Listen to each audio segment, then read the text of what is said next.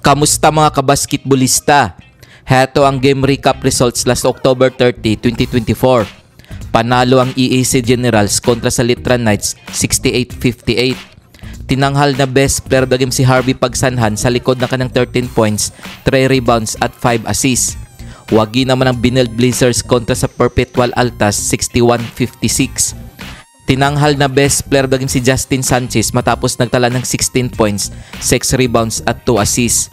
Kung bago ka pa lamang sa channel na to, mag-like na at subscribe. Heto ang team standings as of October 31, 2024. Benilde Blazers 12 wins, 2 losses. Mapua Cardinals 11 wins, 3 losses. San Beda Red Lions 9 wins, 5 losses.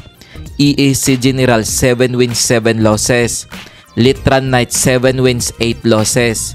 Kung umabot ka dito sa video na to, mag-like na at subscribe. LPU Pirates 6 wins, 8 losses. Perpetual Altas 6 wins, 9 losses.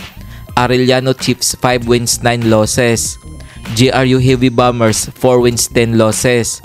San Sebastian Stags 4 wins, 10 losses. Heto ang mga laro ngayong November 5, 2024 na gaganapin sa PhilOL Ecoel Center. Maglalaban ng LPU Pirates at San Sebastian Stags alas 11 ng umaga. Magtutuos naman ang GRU Heavy Bombers at Arellano Chiefs alas 2:30 ng hapon. Kung nagustuhan mo ang video na to, mag-like na at subscribe.